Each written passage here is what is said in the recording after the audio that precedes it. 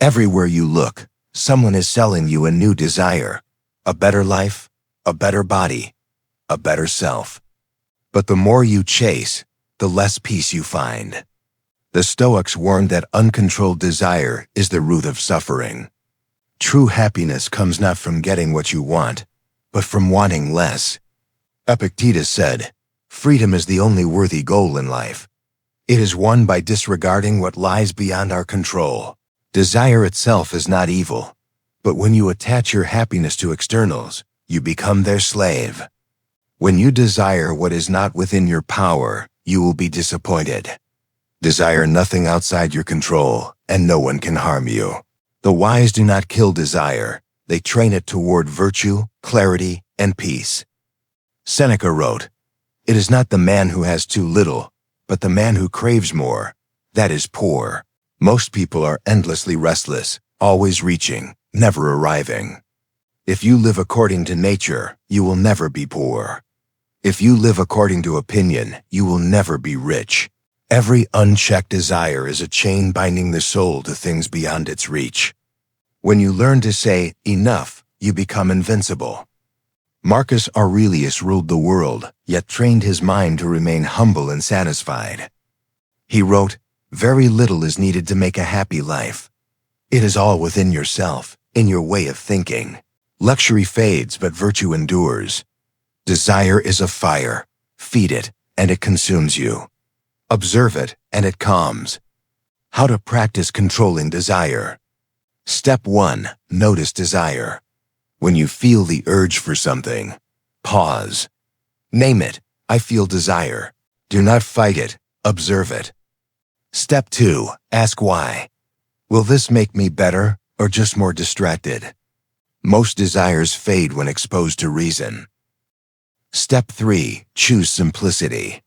Each day, be content with less. One less indulgence, one less need. Step 4. Redirect desire. Desire wisdom, calm, and living in harmony with nature. Epictetus said, "Wealth consists not in having great possessions, but in having few wants. Desire can make kings slaves and slaves kings." Happiness is not found in the next achievement, but in the quiet mastery of the self. When your mind begins to chase, pause, breathe, and smile. Say softly, "I already have enough. I am enough." And in that moment, you will taste a freedom no fortune can buy. Each day, we walk through life surrounded by miracles, the sun, the breath, the people we love. Yet most days, we pass by these gifts as if they were nothing. The Stoics taught that gratitude is not a luxury, it is a discipline. Because without gratitude, we live blind to what is already enough.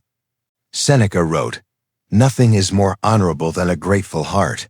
He believed gratitude is not about words, but about perception, seeing life as it truly is. He who receives a benefit with gratitude repays the first installment of it. Every day was an opportunity to say silently, "I am alive. I have enough. I am free." Marcus Aurelius, even as emperor, found moments to be thankful. He wrote, "Take full account of what excellences you possess, and remember how you would crave them if they were not yours." He thanked the world not only for what it gave, but for what it took away. Both shaped his soul. Gratitude was not only for the easy days, but for the days that tested his virtue. Epictetus, born a slave, had little to call his own, yet his gratitude was endless. He is wise who does not grieve for what he has not, but rejoices in what he has. He found joy not in possessions, but in perspective. When you drink water, remember how many thirst. When you wake, remember how many did not.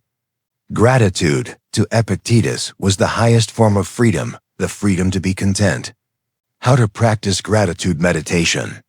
Step 1. Pause and breathe. Feel the air entering your body. That alone is a miracle. Step 2. Recall 3 gifts. Think of simple things, warmth, health, a quiet moment. Step 3. Turn gratitude toward challenge. Whisper, "Thank you," for the lesson within the pain. Step 4. Carry it through the day. Pause and say, I am grateful for this. Let gratitude become your heartbeat. Seneca wrote, He who is contented with what he has is the richest of all men. Gratitude softens anger, dissolves envy, and transforms moments into blessings. Each day, the Stoics practiced this quiet joy, not because life was perfect, but because it was present. Before you sleep, say, I have enough, I am enough. And for this moment, I am grateful. Breathe out slowly and rest in the stillness of appreciation. Because the Stoic way is not to crave more, but to love what is already here. Every breath we take brings us closer to the end, yet most of us live as if we will never die. We postpone love, delay gratitude, and waste our days on trivial things. The Stoics taught that to remember death is not to be morbid, it is to be awake. They called this practice Memento Mori. Remember that you must die, not to live in fear, but to live with clarity. Marcus Aurelius, Emperor of Rome, had everything a man could desire, yet each morning he remembered all was temporary. He wrote, You could leave life right now. Let that determine what you do and say and think. To Marcus, the thought of death was not dark, it was purifying. When you know time is short, you stop chasing the meaningless. You start living with intention. He said, Do not act as if you were going to live 10,000 years. While you live, be good. The reminder of death was not about sorrow, it was about strength. Seneca wrote, Let us prepare our minds as if we'd come to the end of life. Let us postpone nothing. He taught that death is not the enemy, but the measure of our awareness. It is not that we have a short time to live, but that we waste much of it. When you remember death, you no longer postpone living. Every moment becomes precious. Epictetus told his students, Keep death and exile before your eyes every day, and you will never have a mean thought, nor will you desire anything excessively. By reflecting on death, he freed himself from fear. Nothing external could harm the soul that accepts impermanence. He said, I cannot escape death, but I can escape the fear of it. That is true liberation, to live not in denial, but in understanding. Practice this in small moments each day. Step 1. Morning awareness. This could be my last sunrise. Let it inspire gratitude. Step 2. Daily encounters. Speak as if it might be the last time. Listen deeply. Be kind. Step 3. Evening reflection. If this were my last day, did I live it well? When you live with death in mind, you learn to live without regret. Marcus wrote, It is not death that a man should fear, but never beginning to live. To remember death is to remember life. Each breath is a miracle. Each sunrise a gift. Memento Mori is not about darkness, it is about light. Only those who face death can truly appreciate life. Pause once today and whisper, I will die, but I am alive now. And while I live, I will live fully. That is the Stoic way, to look at death and learn how to live. When the sun sets and the world begins to quiet down, most people reach for distraction. The phone, the screen, the noise. But the Stoics did something else. They turned inward. To them, the evening was sacred, a time not for more doing, but for becoming aware of what has been done. Because how you end your day shapes how you will begin the next. Seneca was one of the first philosophers to turn reflection into ritual. Every night, before sleep, he would sit alone and speak silently to himself. He wrote, When the light has been removed and my wife has fallen silent, I examine my entire day. I go back over what I've done and said. I hide nothing from myself. He didn't review his day to judge himself harshly, but to understand himself honestly. He asked, What weakness did I overcome today? What impulse did I resist? Where did I act without reason? And he would end each reflection with forgiveness, not self-punishment, but self-awareness. Because awareness is the beginning of wisdom. Marcus Aurelius, after long days leading armies and ruling an empire, also ended his nights in reflection. He wrote in his meditations, Think of yourself as dead. You have lived your life. Now take what's left and live it properly. To Marcus, each evening was a small rehearsal for death, a reminder that the day just lived would never return. He accepted that tomorrow was not guaranteed, so he used the night to realign his soul. He reflected not on what he lost, but on how he lived and how he might live better if dawn came again. Epictetus taught, "Do not go to sleep without having examined your soul." Each night he told his students to ask, "What did I do well? What did I do poorly? What duty did I leave undone?" Reflection was not guilt, it was growth. Like sharpening a blade before battle. Every evening, we polish the mind so it may cut more cleanly through tomorrow's chaos.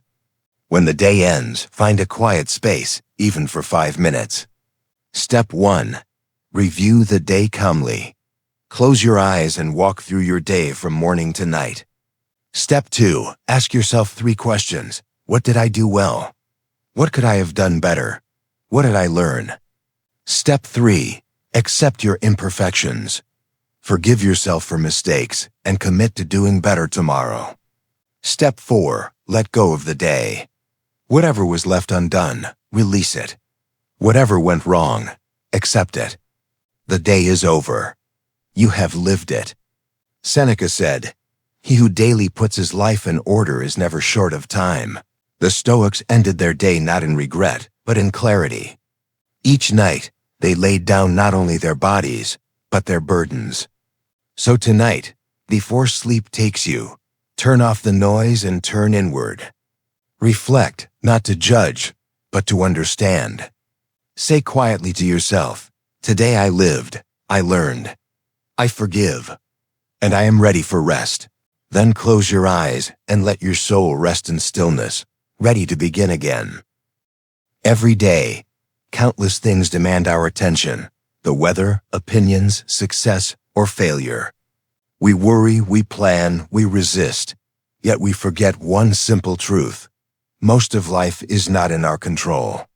The Stoics built their philosophy on this truth. They called it the dichotomy of control. Epictetus began his Enchiridion with these words, "Some things are within our power, and some are not." If we understand this deeply, he said, we will never again be slaves to anxiety. Epictetus taught, happiness and freedom begin with understanding what we can and cannot control. You cannot control what others think, but you can control your judgment of them. You cannot control outcomes, but you can control your effort, your attitude, your virtue. When you wish things to happen as they do happen, then you will find peace. To Epictetus, peace was not found in power, but in acceptance. Marcus Aurelius ruled the largest empire on earth, yet reminded himself each morning of what he truly commanded. He wrote, "You have power over your mind, not outside events. Realize this, and you will find strength." Even as wars raged and politics burned, Marcus focused only on his mind, his actions, his virtue. He accepted what he could not change and poured his energy into what he could. That is why his soul remained calm, even when the world was chaos. Seneca wrote, "We suffer more often in imagination than in reality." Most of our pain comes not from what happens, but from our resistance to what happens. It is foolish, he said, to try to control what is given by fate. Control your response instead. When you stop trying to bend the world to your will, you find harmony with it. How to practice contemplating control. Each morning, or whenever you feel stress, pause and ask yourself 3 questions. What is within my control right now? My thoughts, my choices, my actions. What is outside my control?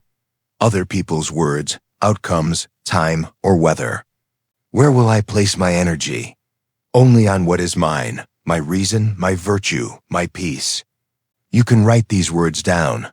I control my thoughts and actions, nothing more. Repeat them until they become part of you. When you stop fighting what you cannot control, you free your mind to master what you can. Marcus Aurelius said, "Do not waste your life worrying about others, unless it helps the common good. The world will continue its dance. People will praise, criticize, change, and fade. Your peace depends on one thing: the wisdom to know what is yours and the grace to let go of what is not. So today, when something challenges you, a rude comment, a delay, a mistake, pause, breathe, and remind yourself, this is not within my control, but how I respond, that is mine.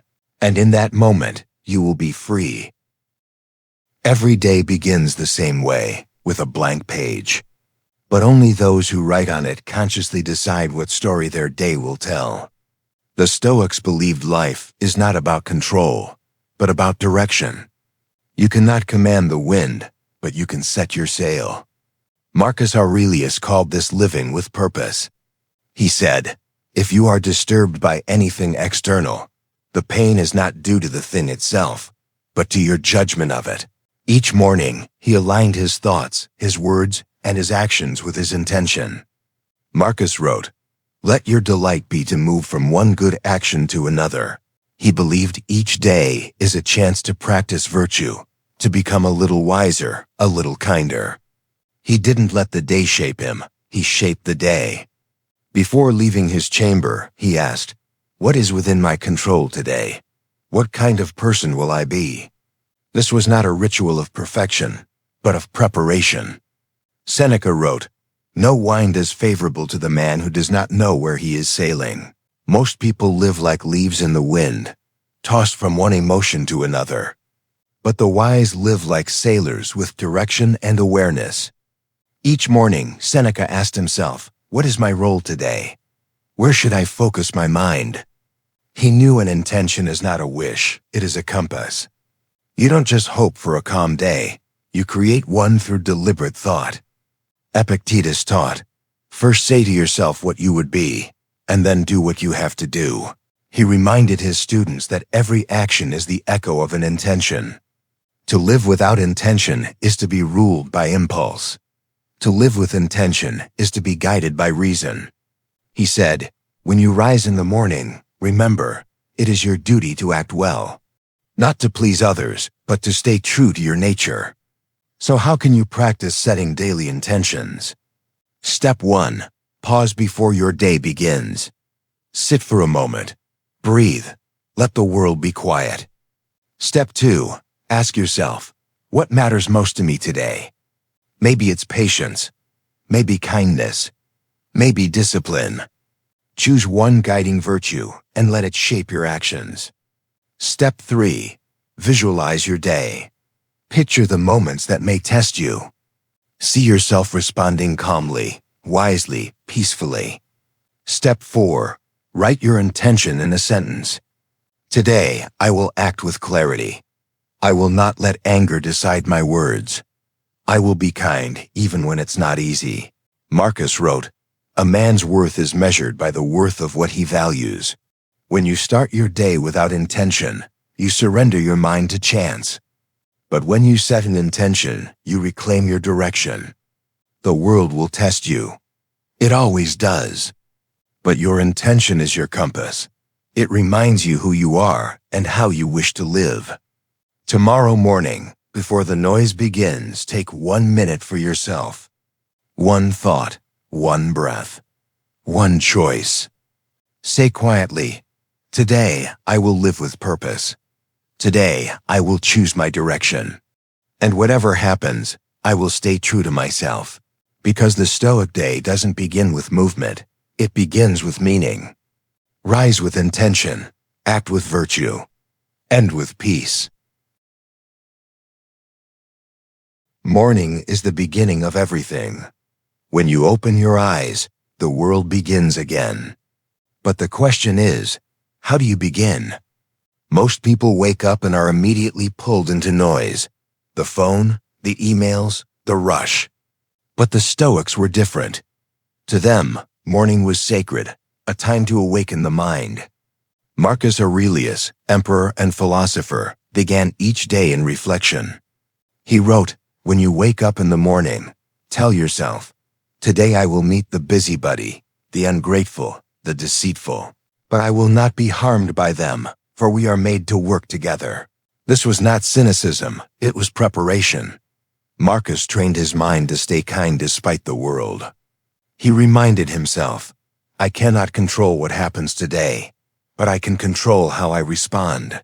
Imagine the emperor's palace in silence, the empire still asleep. Marcus sat alone with his thoughts, breathing deeply, steadying his mind like a warrior sharpening his sword. He knew that if the mind was calm, no storm could reach him. And in that quiet dawn, he found freedom, not from the world, but from himself. Seneca wrote, "He who receives the day with gratitude has already begun it well." He believed each morning was a gift, a chance to live more wisely, calmly, and kindly. He began his day asking, what truly matters today? What kind of person will I be before this day ends? Seneca said, "It is not that we have a short life, but that we waste much of it." He rose not to chase more, but to be more. For the Stoics, morning is not about control, but clarity. Epictetus taught his students to prepare their minds as soldiers prepare their shields. He said, when something happens, the first thing you must say is, "I was expecting you." He told them, do not wish for an easy day. Wish for the strength to face whatever comes. Peace, he said, is not the absence of problems, but the mastery of response. If you begin your morning expecting challenge, nothing can truly surprise you. So how can you practice the Stoic morning? Step 1. Wake with awareness. Before touching your phone, breathe deeply 3 times. Say to yourself, I am alive. I have been given another day. Step 2. Set your intention. Ask, what kind of person do I want to be today? Choose one virtue, patience, calm, honesty, and let that guide your actions. Step 3. Prepare for difficulty. Whisper, today I may meet frustration, but I will stay calm. I may meet noise, but I will keep my peace. Step 4. Practice gratitude. Look around, the light, the air, the breath. That is enough. Marcus wrote, at dawn when you struggle to get out of bed, remember, you have to go to work as a human being capable of reason, virtue, and love. The Stoic morning is not about perfection, but preparation. Not about control, but choice. When you master your morning, you master your day, and in time, your life. Tomorrow, when you open your eyes, don't let the world rush in immediately. Give yourself a moment, a breath, a pause. Say softly, today I will live with calm. I will act with reason. Whatever happens, I will remain myself, because the morning is not just the start of a new day, it is the rebirth of your mind. Each sunrise is a reminder, not just of light, but of choice. The choice to begin again, to live consciously, to walk through the day awake.